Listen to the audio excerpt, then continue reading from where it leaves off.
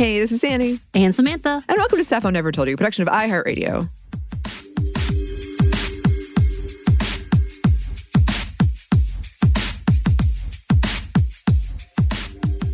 And it is Thursday, which means it's time for another happy hour. As always, if you choose to drink, please do so responsibly. As this comes out, it is Thanksgiving. So happy Thanksgiving to everyone who celebrates. This wasn't really planned. This is just how our schedule worked out. So right.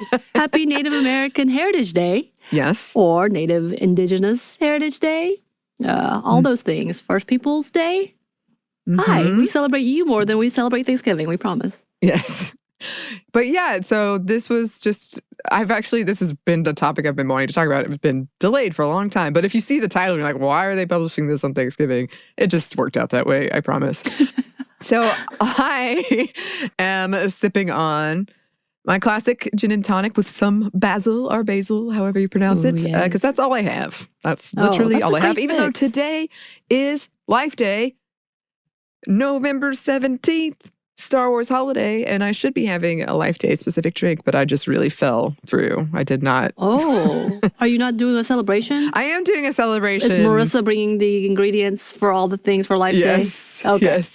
We're doing it tonight. Tonight I will have a celebration. Okay. But for now, I only have stuff for gin and tonic. Yeah. Yeah, I'm kind of surprised by this. And by the way, y'all, she does have a Life Day shirt on. I do. She got and I put all makeup made up. on. Not just for me, but for Life Day. So, there's that. Well, for you too, Samantha. I did get a nice text this morning with a Wookiee. Yes.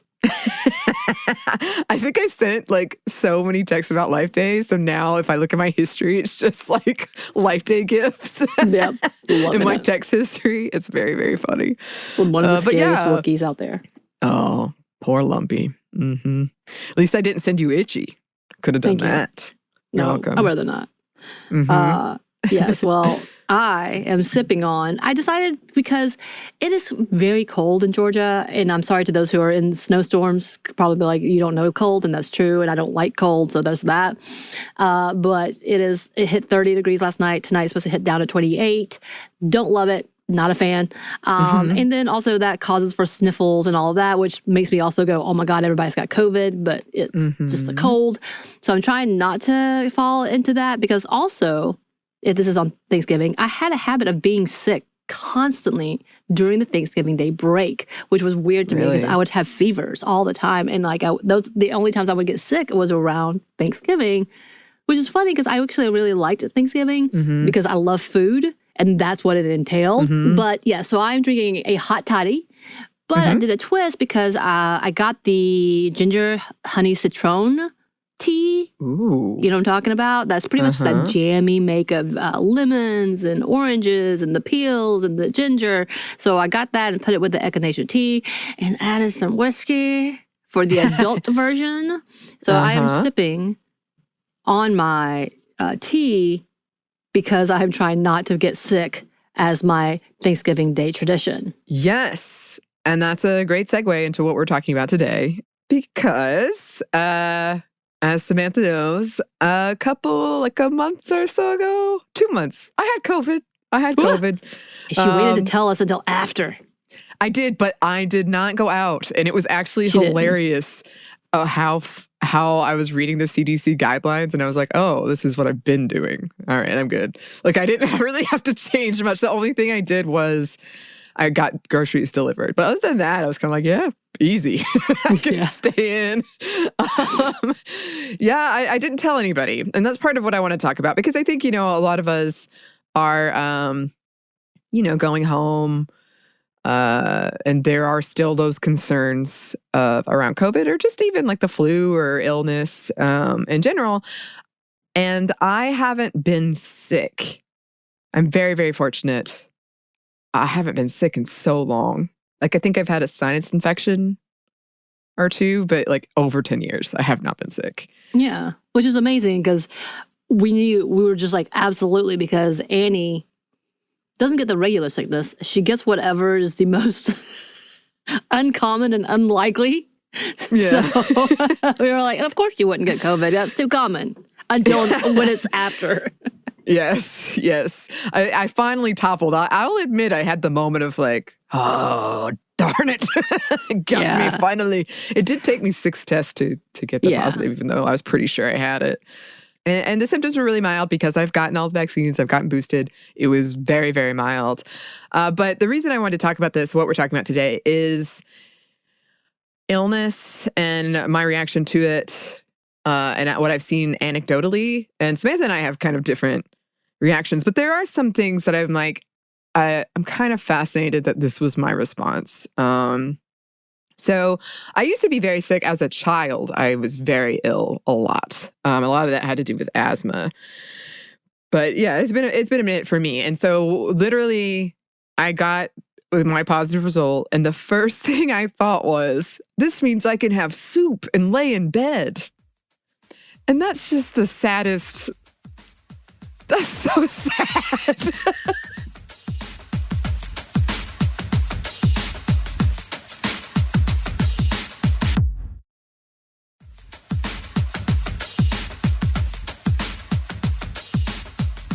You're not the only one who thinks this way. Like, you have to run yourself down into the ground, drag it, and before you can truly rest. And then you have a plausible reason and excuse to do so. As, yes, I am the opposite. And I'm like, oh, I kind of feel sick. Not doing for 3 days. And I live off of, I like, at least, you know, half of my pantry is just straight noodles, ramen, and soups, because I love soups so much. The minute it turned like 50 degrees, I immediately went and made vegetable soup. We made a Hungarian soup, and we made it twice because I loved it. I constantly go to our H Mart because there's a restaurant run by 2 Korean women that makes the best kimchi jjigae, and I'm like, that will be my 6th soup, I guess, if I were to get sick at any point in time. And like you, I've actually been pretty lucky, especially in the past few years, especially during COVID. And I say this in that masks are amazing, and I really feel like it combated a lot of the germs that we pick up, which is why I refuse to stop. Like, of course, if it makes it awkward and uncomfortable, I go with status quo, which boo on me for doing that, but I just don't want to stir up things as an Asian woman in general. But like, I really feel like that's really helped our immunity. But I have started getting a little more sniffly as of late. I did have an earache one day. I was like, no. But yeah, like it is an amazing thing to me. I'm like, I will fight. I'm like, yeah, damn, yeah, wonderful. I don't want to be sick, but if I even have a sniffly, done, I'm out. I'm out. I'm out, coach. I'm out. And you literally have to take a test 6 times and actually go through the symptoms. And a week later, oh, now I'm sick, even though you've been sick the entire time. And then you're like, but I'll eat soup, but I won't tell anybody. And they're all going to be mad at me afterwards because I don't want them to feel like they need to help me, even though we would like love to do so, which is an interesting response. Yeah. And that's sort of what I wanted to pick apart, because I've seen that with my mom. But, you know, we've done episodes, and you can listen to them for like a more scientific answer around like women in illness and like, is the man flu a thing and all that stuff. But like, I didn't take any days off or anything. Like, there are episodes of Sminty that you can listen to where I had COVID when we did it, and I knew I had COVID. We're still recording separately from our home studios, by the way. But it was like, tell me you had COVID. I think we actually have that because you told me, I'm pretty sure I have COVID. Yeah. And then a couple days later. And then you didn't tell me until way after. Yes, and that's another thing. Like, it was like I didn't want to draw attention to myself. I didn't want to cause anybody any issues. I didn't want to rock the boat. I thought I'd have much more of a reaction of like almost pride, you know, like, oh no, now I'm not one of the ones who never got it. But it was much more, I'm like, I just don't want to bother anybody about it. Right. I love that you waited, my favorite part of this, and announced it to your friend group. Yeah, I did. Way after, because you didn't want it to be like, they're going to be mad at me for not telling them, so I don't know how to do this. I'll just wait and then just make an announcement. Yes, and then it like built up, and finally I was like, I need to hold a conference call, and like I was like, everybody's attention, please. And that's, you know, like you said, people love to, if you care about someone, you love to care about them, like send them stuff or make sure they're okay. And my good friend Marissa, who is a nurse. She has kind of a reputation of, in my friend group, she finds out you have COVID. The next day, you're getting a shipment of like medications and soups and all. Like, it's so lovely and it's so nice. And I don't like that my first thing was like, it was like a kind of shrinking in of like, oh God, I don't want anybody to feel like they have to do anything for me or change their schedule for me or whatever. And again, it wasn't, I didn't have that many symptoms. I had like one night, not even a day, that was a little rough, but otherwise it was fine. But I don't know. It's just been so long since I've been sick that I was kind of like, wow, this isn't great. You're kind of like, I don't want anybody to take care of me. I don't want anybody to know. I'm just going to continue forward. Right. Maybe I'll let myself lay in bed for a little bit longer than I normally do. So for me, I don't necessarily want you to take care of me. As in fact, typically when I'm sick, there's only one person who could like come and take care of me because I didn't like it. And it used to be my mother. I'm like, that's the only person I'll let near me. Mm-hmm. I guess now probably been my partner since, we live together and all that. But I do want you to know, I need to prove to you that I'm sick because I'm afraid that everybody thinks I'm lying. So I have to prove to you, look how awful I am. Look how sick I am. Look how awful I sound. So I need you to know that I'm not lying and making this up. So I'm the opposite of like, I'm making everybody aware. I'm truly sick. I'm truly, truly sick. I'm not faking it because I don't know. It's just this whole level of like, they don't believe you. You have to have all these symptoms. And if you don't show these symptoms, blah, blah, blah. I will say I have yet to test positive for COVID. Doesn't mean I didn't have it at any point. I don't know. I don't think I've had any symptoms for it. Again, we talked about how when we first came back from LA, my partner and I both got sick on intervals, but we never lost our sense of smell. We never had these certain things, but we were out for a good week with fevers that were going, like all these things. So we don't know. We may have had it then. That was before testing was available, all of those things. And I haven't done an antibody test, so I don't know. But for the most part, outside of that, I've never had any symptoms to show that I had any of the following things. I did have 1 week of like, this is definitely my sinuses, my ear was kind of hurting and like all these things that I'm like, this goes to this, type of feeling and my face hurt. That was the obvious sign. But because of those things, if I'm not truly over the top sick, then I don't think I'm sick. I just feel bad. Of course, I'm going to take that excuse to like lay around. I'm like, oh yeah, I don't feel good. I just need a rest. Because I also am very like a big believer in doing things preventatively. So if you start getting signs, I know like for colds, not for everything else, but like typically you can do some measures to try to prevent it from being really bad. So that's where I'm trying to get to. But if I'm sick, I have to prove to you that I am sick, and I'm going to announce it and show you, whether it's the way I'm speaking or I'm coughing or I'm sniffling. Really, I promise I'm sick. So it feels like it's a weird reaction. That's where you just hide away during. I'm going to show it in the midst of it. Yeah, but I think it's kind of related because I feel I've also struggled with, people won't believe me. I am the person who will put off going to the doctor forever until I'm like 100% you cannot say I am not sick. And we've talked about that with women who, like, statistics show they're more likely to go to the doctor, but they're also more likely to be dismissed for very serious things. So I think that makes sense. And then I also think like it kind of oddly what we talked about in self-care, where there's this feminization that happens around taking care of yourself and not necessarily, it's looked down upon, I guess I'm trying to say. And it shouldn't be, but it is. And so that for me, there's also that level of, but look how tough I am. I can keep working. I can keep doing this stuff. And in fact, my friend Marissa, we went to this, if you're following me on Instagram, you've seen the pictures, we went to the Stranger Things event. And I had a pretty debilitating migraine during it. And I thought I was going to vomit and all of this stuff. And it was a week later, I told her, I was like, that whole night I was miserable. Like, it was fun, but I was like seeing spots and my head was hurting and I was going to throw up. And she got kind of frustrated with me. And she was like, why didn't you feel like you could tell us that? Why did you keep that to yourself and keep pushing through? And I was like, well, I wanted to have fun. I want everybody to have fun. Right. But it's that thing we've talked about of like so often women have been socialized to make things easier for other people. And they never asked that of me. They never wanted that. Right. But I did it. I took it on. And it was a week later, I was like, hey. Yeah. I was barely keeping it together. Right. As you had told me the next day, you're like, oh my God, it was rough. But that's kind of your thing as well, where you can't disappoint people. So you go out and can't say no. So you've learned to say no, but you've not learned to cancel. And I'm the queen of canceling.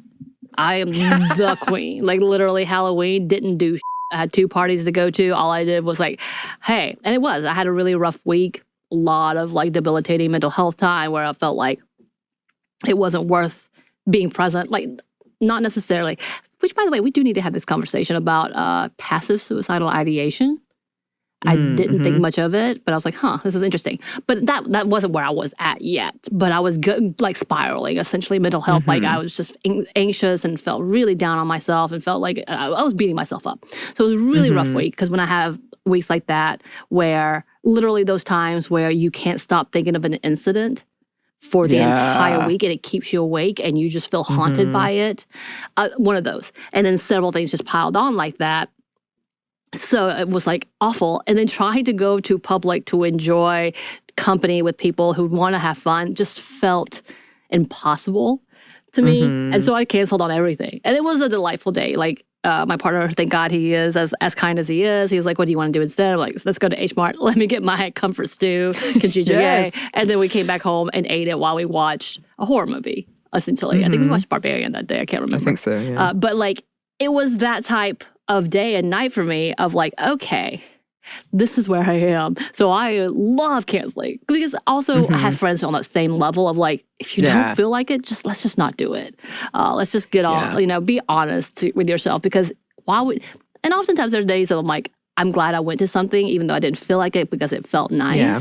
But I've also been like, I'm glad I didn't go to this thing because it also felt nice. So like, as where I'm in that place in my life, you have always, like, you've taken a huge step and being able to say, no, thank you. I'm not coming out. But to actually cancel plans, that would be, have you ever done that?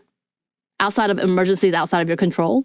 I don't think so. There's always a reason. There's always, like, something that happened.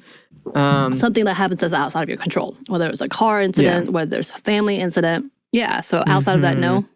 I don't think so. Like, I'm almost giving examples of where I actually did cancel because of a migraine, because, God, I can't even believe I was standing.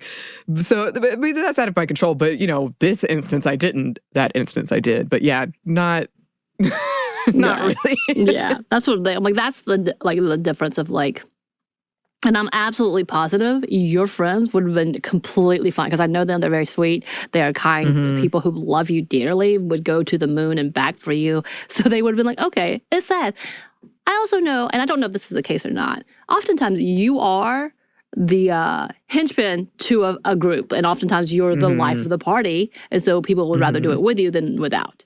Yeah. And that was, I hate that I did this, but after that Stranger Things thing, which was fun. It was so fun. I apologized to everybody that went with me. I apologized. And I was like, I'm sorry I wasn't like my full self that night. And they were didn't like, perform what? to your peak moments. Girl. And because I am usually that person that if there's, different people who don't know each other as well or whatever, I'm like, the social lubricant. Yes. Yeah. And that night I was like, oh God, just don't throw up.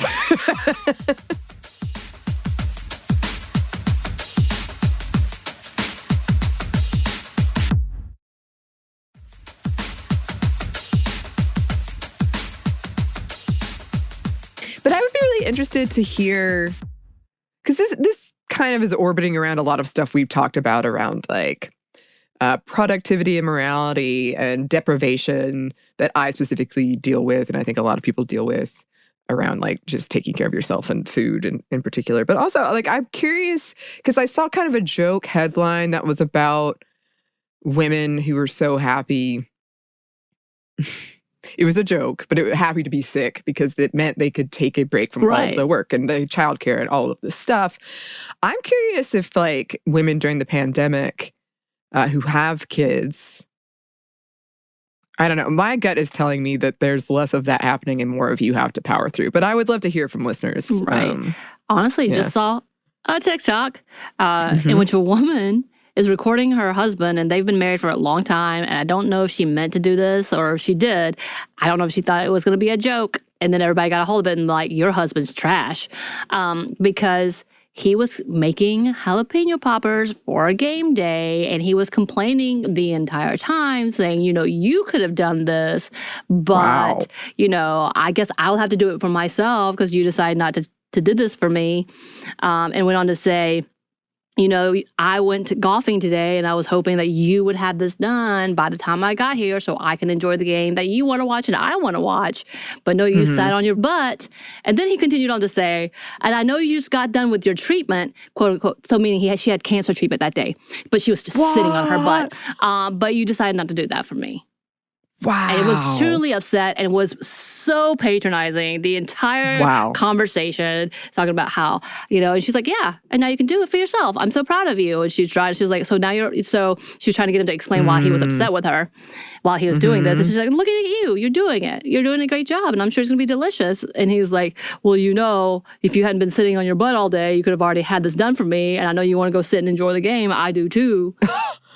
Wow. Yeah, that level of like, bitch, she literally is going through cancer and you weren't present with her because you went golfing and now you're mad. Wow. Because she went through, I'm assuming, chemo. What? But that's kind of the narrative. And most people were on her side because I think it's finally coming out to be like, yeah, husbands are trash, and this whole nuclear family idea, husbands are trash. Not all. I know. But when you see videos like this with the expectation that who's going through something traumatic as chemo or cancer treatments or whatever that entails, to him going golfing as if that's hard work. Right.